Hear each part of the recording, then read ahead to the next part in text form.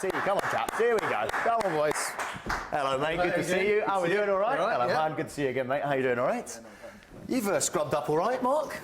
Yeah, well, our game's called off tomorrow, so I thought it's a good chance to get me civvies. Oh, yeah, to get into your civvies. Yeah, let's talk about that first of all. Game called off tomorrow. You're gutted, aren't you? Yeah. Well, let's ask this separately. First of all, you're gutted, aren't you? Yeah, I'm gutted, yeah.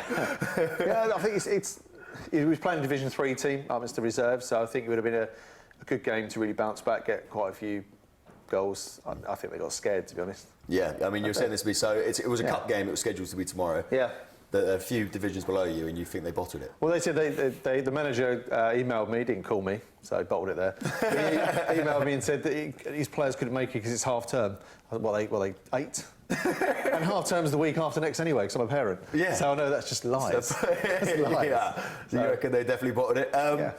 Juan, as one of the players, how were the players upset to get a day off tomorrow? Well, I mean, don't know what to do on Saturday now. So I'm saying I don't want to get roped into shopping or something like that. Yeah. But I bet the Friday night now might be a bit more lively for some of them, or were they probably going to do whatever they were going to do on a Friday anyway? I don't really know what the others get up to, if I'm honest. So. Dedicated tea drinker. That's also very dedicated loyalty to the rest of the players there, isn't it? Yeah. You talked about it being a good game potentially tomorrow to bounce back. I noticed you didn't go into the specific details about since we last saw you. You suffered your first league defeat.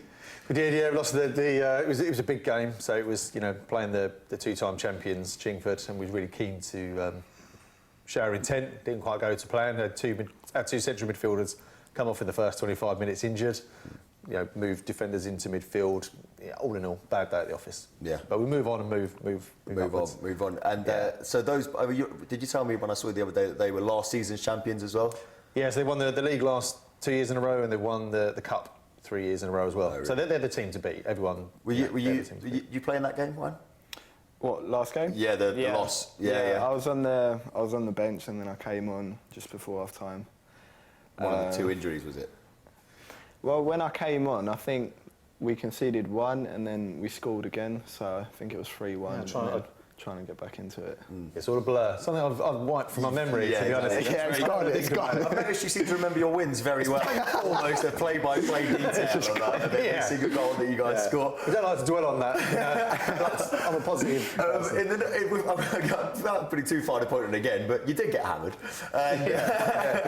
Was it a surprise to you that you knew they were the champions, you knew they were the ones to beat, but I think you and I have both sat here, and you might be involved in this as well, Juan, that we've all kind of sat here thinking United London FC were going to do all right in that league. They were going to maybe walk away with that league. Was it a surprise how good they were? I don't think it's a surprise. I mean, it was always going to be a tough game. I mean, they're always a team to beat. They're very well organised. They've got Martin Ling as part of their coaching staff, who was manager at Swansea and Leyton Orient. So, very well drilled. They certainly know their stuff. They're a more seasoned group of players. Bigger lads. Obviously, we've got lads that are a lot younger as well. So I think they hashtagged out men v boys afterwards, which is great of me. Really? So, hashtag men v boys. That's kind of my motivation for when we play them again. Hopefully, we will when we do come up against them. That's one worth keeping an eye out for. Make sure you let us know when that is. Have you noticed that? So he said there you've had hashtag men v boys. Obviously, because the premise is of United London FC. You film every game, it's this whole thing where the fans vote for the team. Have you felt there's a bit of a target on your back at times this season? You said 2 injuries before half-time. Have you noticed people up their game a bit for you? I think, to be honest, with that game, I think we complemented their game a lot. They seemed to counter very well. I think they used their sides to their advantage, so we were playing a lot of long balls. They were just countering from the long balls, literally winning first and second, and then I think that's where all their goals came from, really. You'll learn from it and come back better second time, yeah? Yeah, absolutely. I mean, it's still a new team, really. It's a new team, and they will get used to each other. We'll get stronger as the season goes.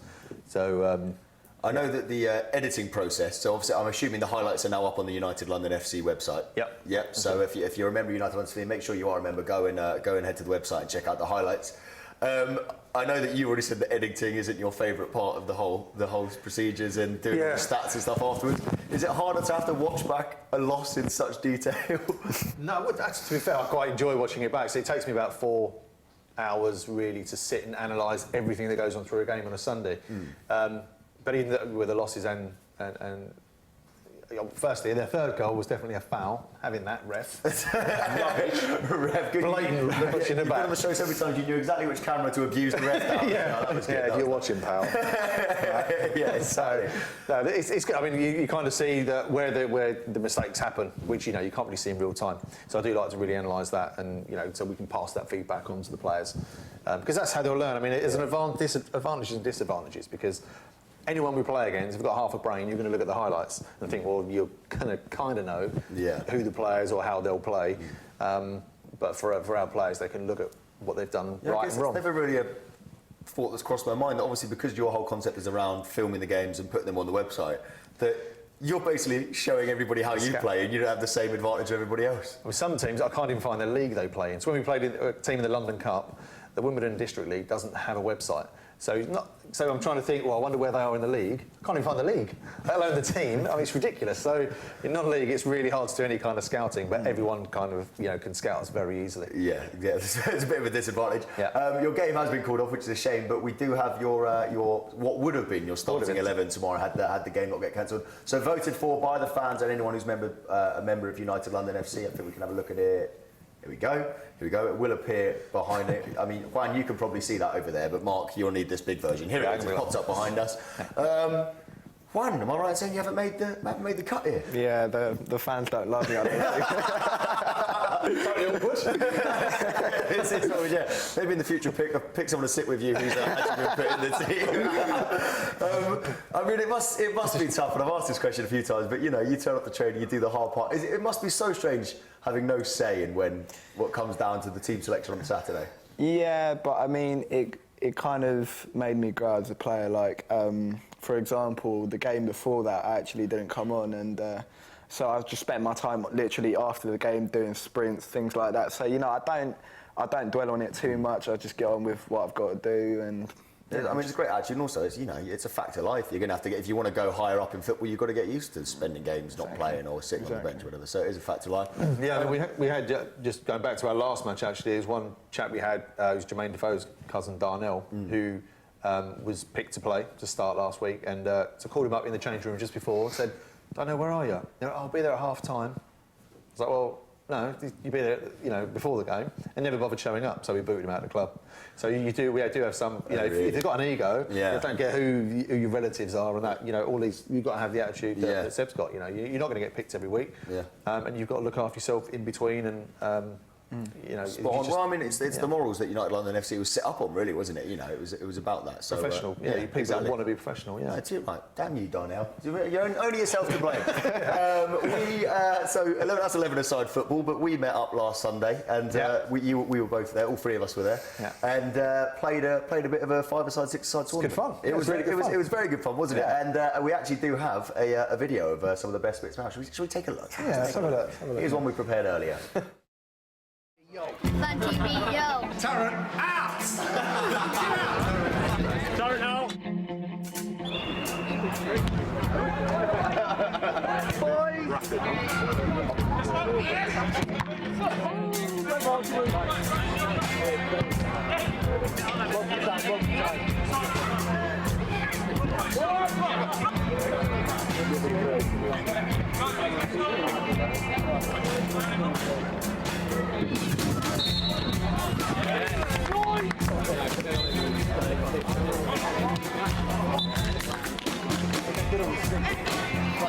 Go on, Woodrow. That's mega work.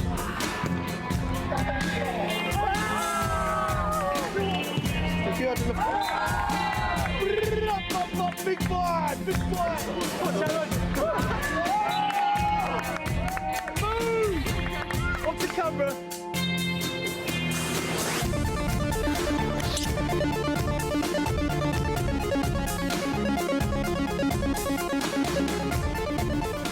How long's this been going on?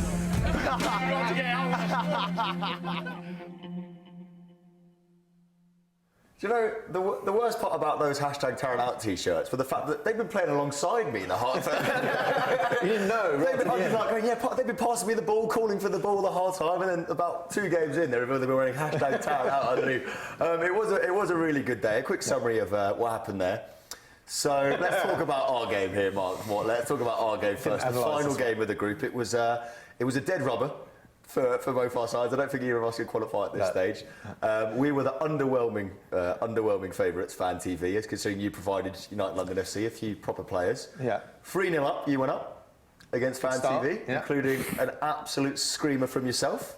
Don't like to talk about it. Don't like to talk about it is not true, because I was telling, we were talking earlier on FANTV, and you tweeted like afterwards going, make sure you tune into FANTV on Friday to see my goal. And I said to them, I don't think the ball even hit the net yet when that tweet went out. I literally even. Because I don't score ever. It was an amazing. We've got the clip. We're going to play it after the break. We do have the clip. It was an amazing moment where it was you and me. I just stood off you. You were like 30 yards out. You literally made eye contact. It was in slow motion. I went, yeah, go on then, Mark. Boosh, top corner, absolute rocket. We will play the clip after the break. But then 3-0 up. Yeah. We decided to bring on Mark, who you saw there, who started off as a goalie and came off.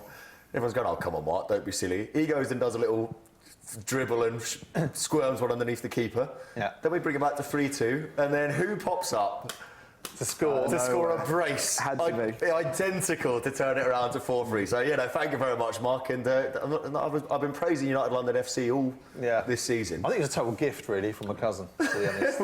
It was your cousin in goal, wasn't it? Yeah. I mean, he should have saved all 4 goals. If you're watching, I'm not going to lie to you. But it was a really. Tweet something in now. He will tweet something. He will now tweet some abuse. Feel free. I'm used to it. And my favourite moment was Mark, who was in goal, who was taking things a bit more seriously than the rest of us, shall we say? Yeah. And there was a bit of controversy where we thought we were in the semi-finals, but you claimed that there was a mistake on the computer. There definitely was. Yeah, it definitely was. Well, we had to score in the last game because we had an A and B team, which we switched around tactically, players. But yeah, we had to win by 6, and we won 10-2, and so they went through. Well, but there was a fiddle. Then there was a mistake at the computer. So well, the referee. They did say that the referee didn't speak any English. He was drafted last minute. Oh, really? And he didn't know which team was which. So it was very good. No, he didn't know which team was which. So he probably had you losing 10-2 or something. Yeah, that's exactly what it was. Just the fact that Mark was taking it so much more seriously than everybody else, and his little face when you had to tell him he wasn't in the semi-final. Mark turned to me in the break and told me that his cousin, who we were just abusing for his goalkeeping there, has a really embarrassing picture of Mark that he's going to send in. So, well, he said he was only going to send in if we were mean to him, and I think we've been pretty mean about it, mate. So feel free to tweet us that at FANTV UK. Let's get back to that five-a-side tournament that we played. Was it 5 or 6? Goes to show how much potential I was paying to the whole 4 game. outfield players and 1 4 goalie. outfield, yeah. I mean, I think I was the first person in the bar. I think after game 1 you had a Guinness. Well, game 1 I went in goal and let in 11. So I needed a drink. Steady the nerves. Exactly. And they played all right after that, so that clearly shows. Yeah, exactly. Yeah. That was it. Yeah, I was about 3 Guinnesses down, and then I started playing amazingly. Yeah. But we did talk about it. Juan, you played in this game as well. From your angle, describe Mark's goal here. Did you know, first of all, that your chairman had that in him? No. You would be It's a back pass. You would be. You know, that's a beautiful game, isn't it? Sometimes you just get a bit lucky and. Lucky. Charming. He's a charmer. Well, here's the moment, Mark, that you've been tweeting about before the ball even hit the net. We are now going to show the footage of the wonder goal that is Mark North at the 5-a-side tournament we did last Sunday. Let's have a look. It's down here, mate. It's down here. Oh, whoa! Anybody tired? Offside, ref!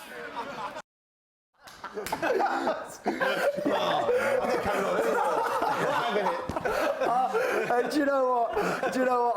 I was teasing the clip 10 minutes ago. I was teasing it, going, "Don't worry, mate. We've got the clip. And do you know what? I genuinely do feel terrible. So I came in.